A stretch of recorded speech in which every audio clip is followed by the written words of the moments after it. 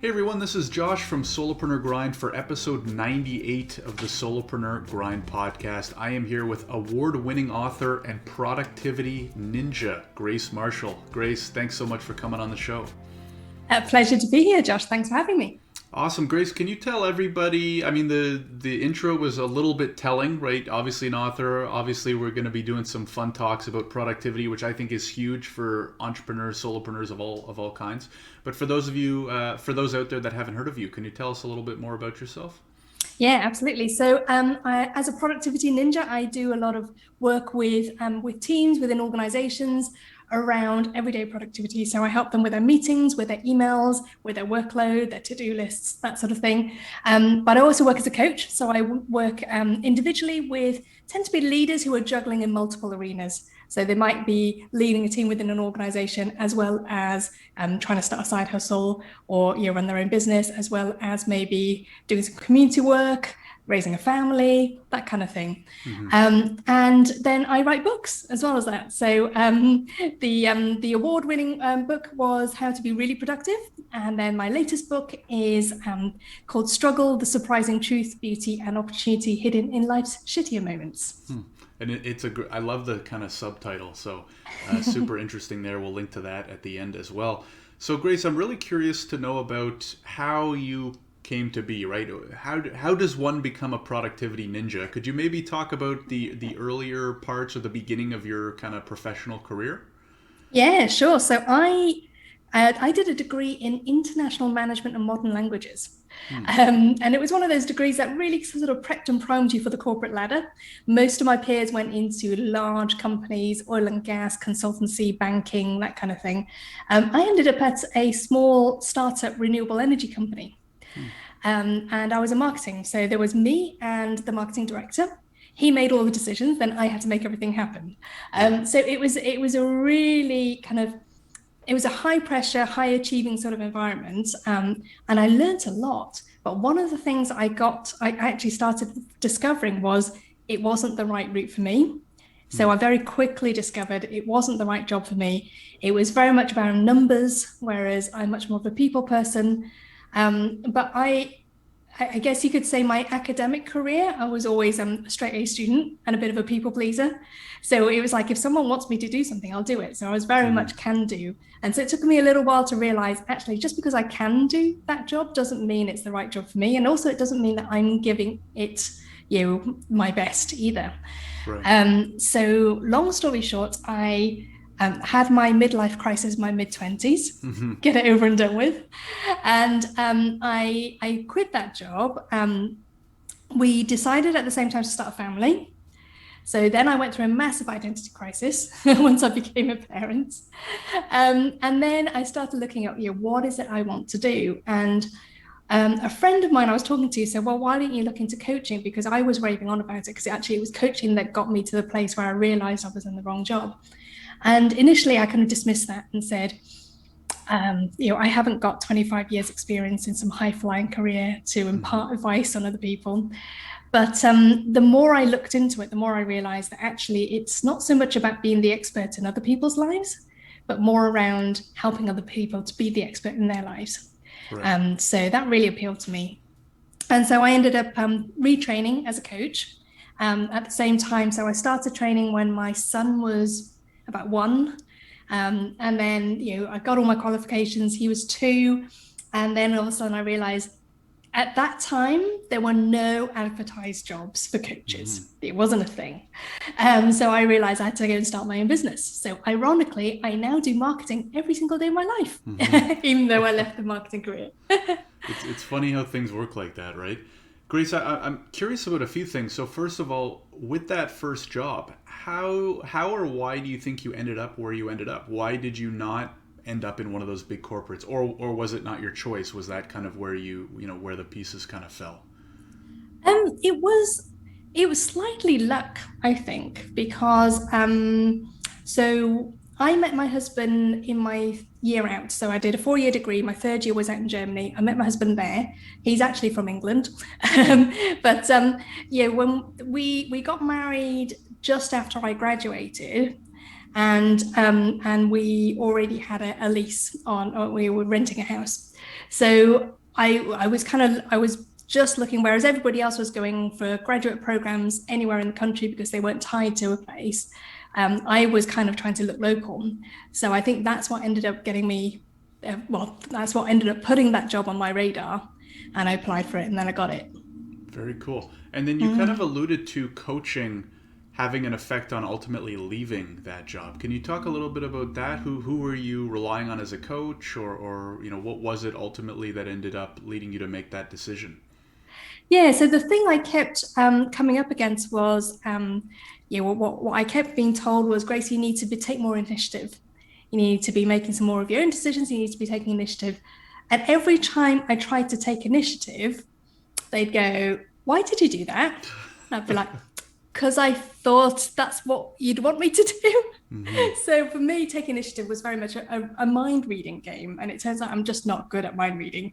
Um, and so the coaching actually came along as what I thought was going to be a training session on better decision making. And when I showed up, it wasn't a training session; it was just a one-to-one session with a coach. Hmm. And so instead of being told this is what you need to do your job better, I was being asked so many questions, around, what gets the best out of you. When can you not help yourself, from taking decisions and taking initiative, and that kind of just completely changed how I was thinking, because I think particularly early on in your career, you're just trying to, especially as a people pleaser, you're just trying to do what you think other people want you to do, right? Hmm. And so to be asked, to have that flipped around and start to ask kind of, actually, where am I at my best? When do I come up with my best ideas? That just kind of completely changed around that thinking for me. And I think Right. that's when I realized, I'm in the wrong job here. Right. And was that something that the company paid for, or suggested? Like, how did that even come to be? Yeah, it was. So I think it was our MD, our CEO, who suggested it. So maybe it was somebody she knew or someone who was recommended to her. And I remember in that particular session, I there came a point where I suddenly realized, hang on a minute, my company is paying for me to have this session, and I think I'm coming to the realization that I'm in the wrong job and I might Right. need to leave. And I said that out loud. And I said, I'm feeling a slight conflict of interest here. And he was like, no, it's absolutely fine, because if you've realized you're in the wrong job, then you're also not the right person for this job. So if you decide, if that decision is right for you to leave, that decision is also going to be right for the company, because it makes room for them to hire somebody who might be right for the job. Yeah, I think that's a very often overlooked element of getting and leaving jobs, and which also kind of relates to relationships. And I've had these conversations a lot, whether it be friends or podcast guests.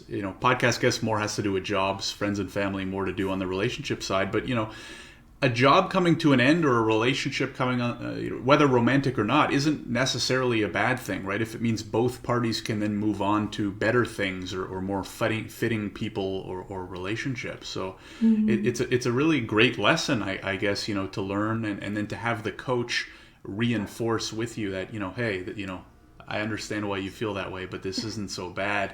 So you end up making the decision to leave, and then what was kind of the next step from there? Was there a bit of a break? It sounds like because of kind of the family aspect.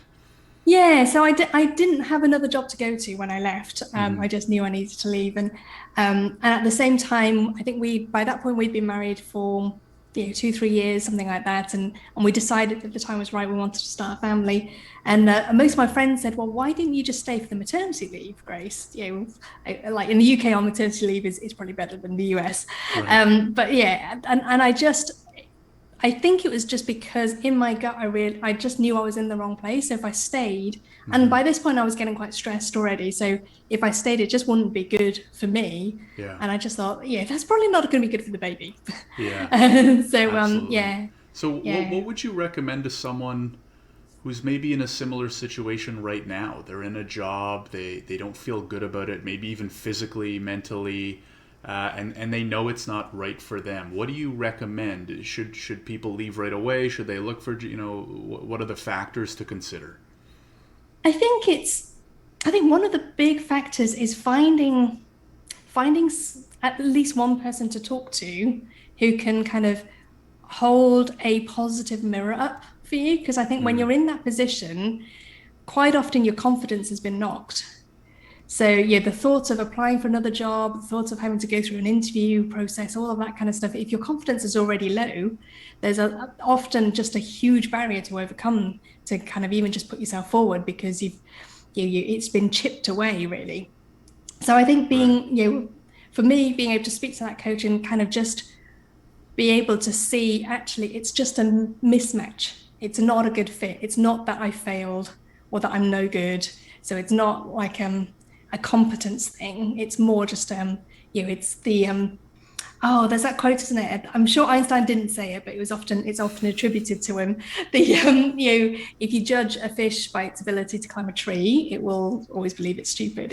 It's Right. that kind of thing. You're just in the wrong environment. So I think one of the factors is finding a way to reconnect with who you are and what your ideal environment is. And then I think whether you leave or not is a really personal decision. So I always hesitate at telling somebody, oh, you have to leave or you shouldn't, because it's going to depend on lots of factors. So I was in a really fortunate position. Like, yes, we were decided to start a family, but we didn't have the kids yet. So there was a little bit of time there, but also my husband was in a fairly secure position. So we knew that we could exist on one salary. Right. So that bought me some time to think about and to revisit what I wanted to do.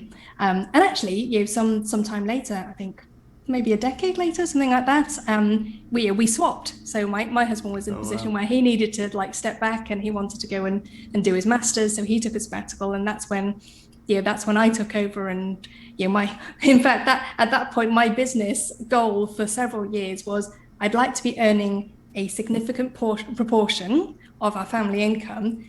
And then from the time when he said, I think I might like to take a sabbatical and do this master's, to the time when he actually left his job and I needed to kind of step up, I went from something like bringing in 10% to bringing in 100%. Right. So Awesome. And it's it's a funny how great these things motivator. work. Yeah, absolutely. Yeah. That's very cool. So Grace, I want to talk a little bit about getting into coaching, because it's Mm. definitely become extremely popular, right, in the last 5-10 years, and there's so many versions, right? So many types of coaches that you can become. How did you, when you kind of got it set in your mind that this is what you wanted to do, how did you approach it? You said you did some training. What was the thought process like in terms of, what kind of training should you do? What do you need to get done before you kind of hang out the shingle, so to speak?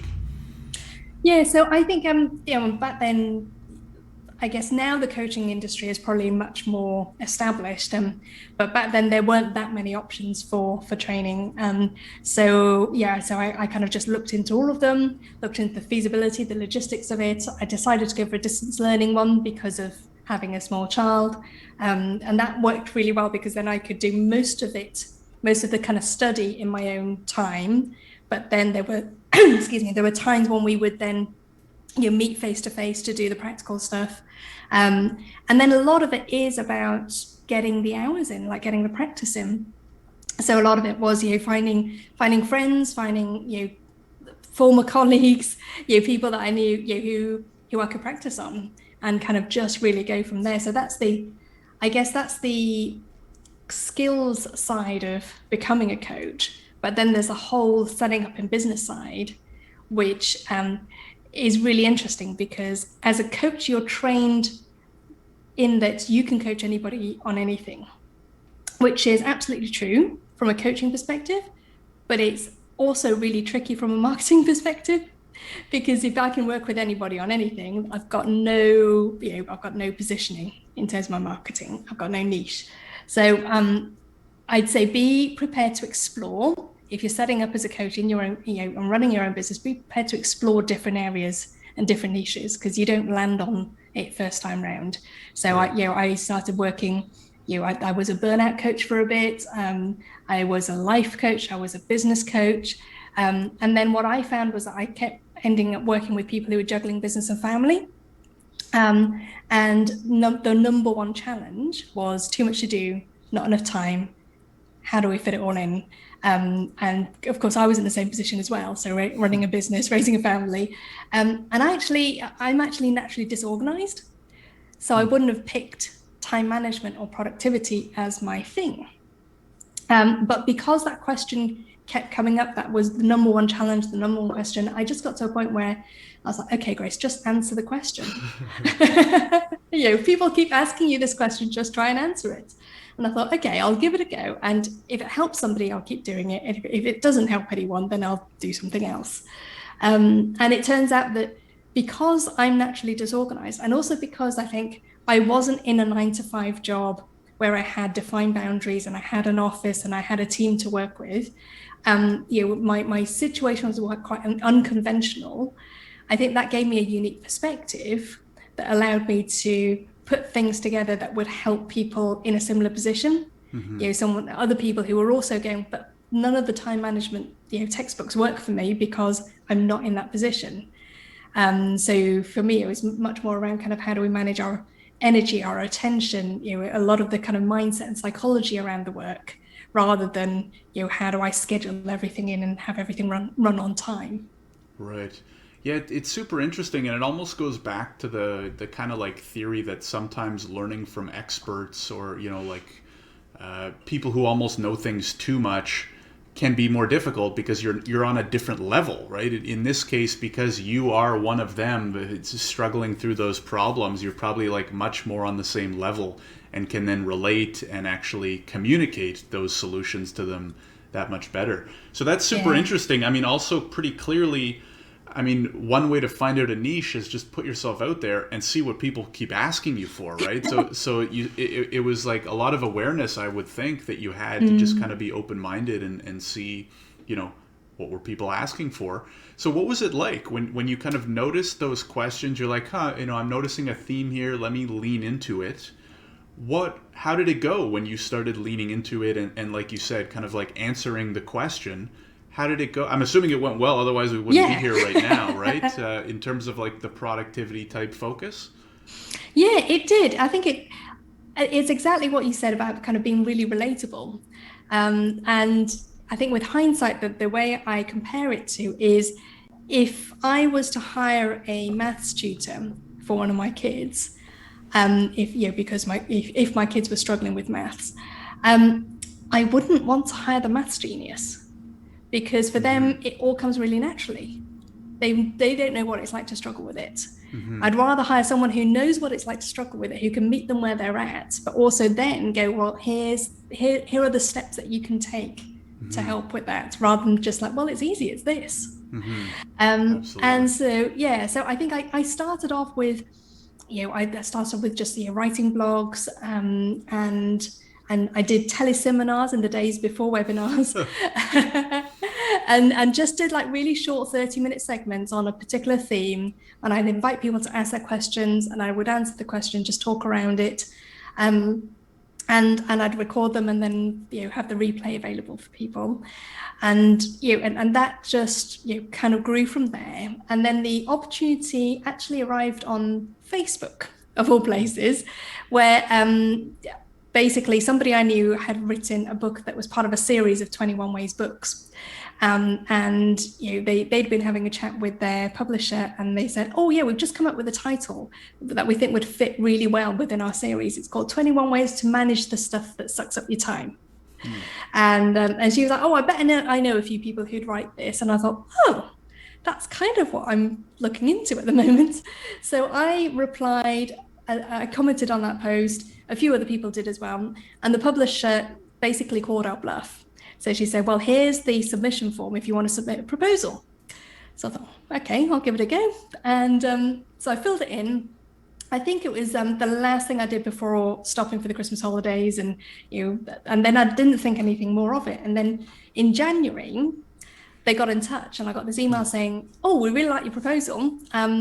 Would you like us to send the book contract over? Like, are you still interested? I was like, okay. And so that's how that came along. So 2012 is when I wrote that book. That was my first book. And then the same year the same time I'd met Graham Alcott on from Think Productive, and we'd met on Twitter. So we started chatting and found that we had a very similar approach to productivity. And he was writing How to Be a Productivity Ninja at the same time. So he was on my brave list to ask for endorsements. And he actually got in touch with me first and Wow. said, yeah, he said, hey, Grace, do you fancy reviewing my book? I was like, okay, do you want to do a swap? And so that's how we kind of started, to get to know each other. And then next time he happened to be in Birmingham, which is the largest city closest to me, he said, do you want to meet up for a coffee? So we did. And it turns out that his business, Think Productive, the way that they work is they have different productivity ninjas that deliver their training. So he said, we're actually looking for somebody in the Midlands in your area. Would you be interested? So that's how I became Think Productive's first female productivity ninja. Wow. That's a really it's funny how all these kind of pieces of the puzzle fall into place. Is it safe then to say, Grace, that you're big into social media? I mean, it sounds like Facebook group was one awesome thing, this Twitter connection another awesome thing. How do you recommend coaches lean into or rely on social media? I think you find your place and you find your different medium. So I think blogging was a very early thing I did because I love writing. So that was an easy thing for me to do. But also because I was stuck in Stafford, which isn't that big, and I didn't actually know that many people locally to me. So it was very hard for me to find clients by doing the kind of, the local networking type thing. So Mm-hmm. for me, social media was a way of finding people and connecting with people across a whole different kind of, across geography basically. Got it. So I've had clients all over the place, but it's that connection based on topic, based on approach, rather than based on locality. Got it. I want to spend a few of our last, like, I'd love to spend the last section talking about productivity tips specifically, but really quickly before we get into that, can you give maybe one or two of your top tips or top things that you think helped you land those first few clients or continue to grow your sales? Because there's so many people who want to get into coaching or in coaching, but like any business, it's all about getting those clients, right? So any tips, like one or two pieces of advice to give yourself the best chance of success in that regard?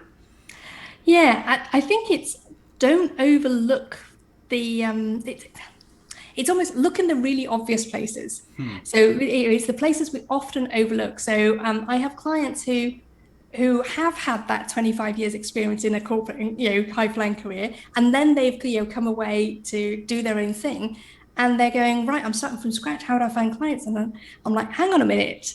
Haven't you just come away from a 25-year career somewhere? Don't you have connections there? And don't you have a certain standing there? And it's amazing how often people discount that because they feel like, well, I'm moving away from that. So Mm-hmm. surely that's the part of my life that is over and done with. And Mm-hmm. I want to create a new thing over here. Hmm. And far too often, I think we discount the things that are obvious to us. For sure. So that would probably be my biggest tip. Absolutely. Yeah, totally agree with that. Awesome. So Grace, let's talk about productivity, right? It's never been easier to get distracted, right? Phones, internet, the list goes on, especially with COVID. I mean, depending on where you're living right now, I'm still stuck inside, so, anything can grab your eye. What's the biggest struggle or biggest complaint that you typically get or kind of, struggle to overcome for people? And then what do you recommend to those people? Yeah, I think a big one is that distraction. So it's distractions combined with procrastination, and I think the two can feed each other. Mm-hmm. And so it comes from a couple of areas. It comes from there's too much to do, like especially for solopreneurs. Mm-hmm. You're starting up in business. There are so many ideas. At that stage, CEO basically means chief everything officer. You're just doing everything. So I think there is going to be overwhelm. There's going to be ideas overwhelm, but there's also going to be a lot of, I guess, what I call lizard brain overwhelm as well. So because you're putting yourself out there, because you're doing something new, there's a lot of uncertainty. There's a lot of, have I got what it takes? So that there's kind of quite a high emotional load as well as the cognitive load that we're Mm-hmm. dealing with.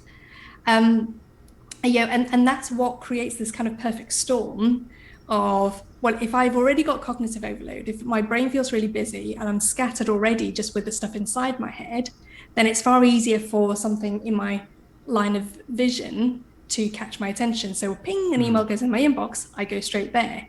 And one of the reasons behind that is that our basically the way that our brain works is whenever that ping happens, it creates an open loop. And what we want to do is close that loop. So we want to click on it. We want to see what's happening. We want to be able to tick things off a list because that gives us a sense of completion and that releases dopamine in our brain. And so that feels good. And so when we're surrounded with lots of uncertainty of like, I'm not sure what I'm supposed to be doing here, or I'm not sure I've got what it takes, or, I've got decisions I need to make and I don't know which way to go. The certainty of answering an email, doing the ironing, fixing that light bulb or whatever it is that catches your eye, is really tempting. It's really attractive in that moment because that's easier for us to do than tackle and kind of wrestle with that uncertainty. So in terms of productivity tips, in my second book, How to Be Really Productive, there's a whole chapter there on lizard brain and mind monkeys and lizard brain, it's called. So it's on kind of like the psychological sort of mind management of dealing with those things. And some of the things around that is like grappling with, sometimes it's just kind of shutting everything off. So if you reduce the amount of temptations, if your email isn't pinging, if you've got the notifications turned off, you haven't got it in front of you, then you've got far less things going, hey, look at me. Right. And little things like, so I talked very much in the early days about baby steps, because that's the only way I could get anything done was in between nap times and school runs and things like that. It was always baby steps. But also, if you're writing down on a to-do list, the very next action you need to do, that's a baby step. Whereas if you write on a to-do list, find a client, or set up the website. Right. It's just too big. And so the more that we can make it concrete and sort of definite, the more kind of small we can make it, the less uncertainty there is for our brain to handle. The easier it looks like a quick hit that we can get a dopamine hit from to like tick off. But also if you've only got tiny bits of attention in between other commitments, you've got a higher chance of being able to get a small thing done rather than set up website. Yeah, that's such a great idea. As somebody who almost exclusively relies on a to-do list, it's such a great way, like you said, to just kind of piece it up. It's something I'll definitely start implementing a little bit more. When it comes to email, as someone who is 100% addicted to email, so do you recommend then, like I have two screens, and typically the way I work is I'm working on my one screen and I have email open on the second. Is that a total no-no? Yeah, so, okay, I'll answer that question, but I'm going to ask you a question first. Mm-hmm. So where do you create the most value in your business, in your work? Probably, kind of like sales and marketing and kind of product development, I guess. Yeah. Okay. Am I allowed to? Does that? Yeah, count? You're allowed to. Yeah. So, so tell me a bit more about that. What is it that you do that adds that value, that creates that value? Probably yes. So sales and marketing side is creating content, as you said, live sessions, live videos, kind of growing the brand name, stuff like that. And then product is more kind of like helping guide the tech side of stuff, so helping design changes and updates that we want to make to the technology as well. I don't do the technical work, but kind of product roadmap and stuff like that. Yeah. So where does email fit into that? Well, we get a lot of email from our users, so that's always fun. And less so on the product side. That's more Slack, which might be a whole other conversation. But probably more on like the user emails coming through, or conversations with other people to create partnerships, stuff like that. So email is like the conduit, isn't it? It's kind of it was what helps you to marry up like the ideas that you have with the people that can help you help make it happen, or the people that you can bring it to. So it's a tool that we use to talk about the work, sometimes to deliver the work, but the actual work itself is work that's happening in your head. And if you've got email on all the time, it's potentially just distracting you. And it's only tiny, so we don't always notice it. We get so used to it. We get so used to scanning, being in scanning mode, kind of flitting from one thing to another. Mm-hmm. But yeah, there have been several studies around kind of distractions and attention. There's one done by Microsoft in 2014. No, 2004 was the Microsoft one. And basically, they interrupted people with 1 minute interruptions and found that it took them an average of 15 minutes to get back to the thing that they were doing before. And this was with that kind of deep focus tasks. So they were writing reports, they were designing software or fixing bugs in the code. So 15 minutes to recover your attention from a 1 minute interruption. That means it would only take 4 badly timed interruptions to take a whole hour of your day. Right. Right. Yeah, you hear a lot about, or at least I've kind of heard and read a lot about switching costs of just like switching attention from one task to another. Is that kind of what you're getting at? Yeah, that's it, exactly. So that explains why sometimes you've got lots of windows open and that sort of thing. You might be closing everything down and you find that one thing that you started at the beginning of the day that you haven't got any further because you've been scanning and switching. But also that's when we get so used to switching, our brain then looks for the next dopamine hit that comes from switching to the next thing. And so that makes it even harder to get that deep dive focus. So that's why it's like a vicious cycle, I guess. Yeah, wow. Exactly. So if you like, I find it when I have to go into deep kind of book writing mode, and I switch everything else off.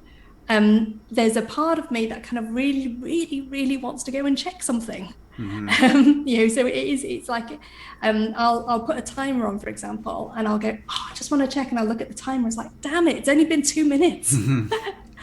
But if I resist the urge to scratch that itch and I kind of ride my way through, it's almost like I break through the surface and I suddenly go deep dive. And then the next thing I know, I've done like an hour's writing and I've gotten somewhere. Whereas if I keep just bobbing along the surface, I won't get to that kind of really good sort of deep focus. Absolutely. Yeah, that makes a ton of sense. So I'd love to hear, Grace, what is like if you're having a day where you're, perfectly productive or, as close to perfect as you can get, what does your kind of work day look like? Are you checking email twice a day, 4 times a day? How do you use a to-do list? That kind of stuff. Yeah, so I mean, with my work, there's different kinds of days. Some days I am on site delivering workshops, or at least I used to be. Nowadays, I'm in front of a screen. But that's where my focus needs to be. So I think for me, it's always the question is like, where does my attention need to be, and how do I want to show up? So if my attention needs to be in creative book writing mode, that's going to be a different. That day is going to look very different to if my attention needs to be showing up for an interview like this, or when I'm kind of delivering a workshop. So I think what the questions that I tend to ask myself is like, where does my attention need to be today, and how do I want to show up, and then how do I create that environment? So what's going to help me to create that? So if I'm having a day where I'm doing lots of following up with leads and business development and that sort of thing, I probably will have my email open. Because I'm like replying to emails and that's the work. But if I'm having a day when where my attention needs to be on somebody else, or my attention needs to be on a piece of deep thinking or writing or something like that, then I'll switch my email off and probably only look at it 2 or 3 times a day. Got it. So it really is about kind of choosing to use the tool to serve you rather than the other way around. Right. That's a great approach. I love the answer, and I love the just kind of adapting to the type of day, right? Because I mean, as entrepreneurs, solopreneurs, no 2 days are the same, right? So as you said, kind of adapt to what you need to show up as. That's really great. Grace, I wanted to ask you one more question, just a little bit more generally. If a lot of our listeners are solopreneurs kind of early on, or they might still be working a 9 to 5 and thinking about pulling the trigger. What are 1 or 2 pieces of just kind of general business or entrepreneurial advice you would give to someone who's maybe not loving what they're doing right now? They have some ideas for, a business or a side hustle. What are 1 or 2 tips you would give to them? Oh, great question. I think one tip would be to get used to experimenting. So get into the habit of making it up as you go along. Because quite often we feel like we want a blueprint or we want a plan, a solid plan to be able to go, this is what I'm going to do. But a lot of the entrepreneurial journey, you discover as you go. So one of the things I write about actually in Struggle is about how sometimes the moments where you're struggling the most are actually, quite often what we do is we think of struggle as a sign that something's gone wrong, that like, we failed or we've taken the wrong turn, we're in the wrong place. But actually, sometimes the moments, like for me, the moments that I've struggled in the most in my career and in my business have actually been really refining moments and defining moments. So it's almost like, when one of the things I'm still really grateful for to this day is that I didn't work in a large corporate, because if that job hadn't worked out when I was in a large corporate, the chances are they would have just moved me on to another job within that corporate. And I could have just bounced around from job to job, kind of doing just about well enough not to get fired, but still like not being in a place where I was giving my best, and I was getting that kind of satisfaction out of my work. So actually, the fact that it was a cutting environment, turns out that was just what I needed, because that actually made me make a decision. Equally, in my business, there have been lots of things that I've tried that haven't worked out. There have been lots of wrong turns. There have been some clients that I've worked with that have gone, I shouldn't have said yes to this one, or projects or partnerships, and I think we can sometimes look at those and go, I've got it wrong again, and sort of beat ourselves up about it. But actually, if you allow yourself to sit in that uncomfortable state and go, okay, what does this tell me?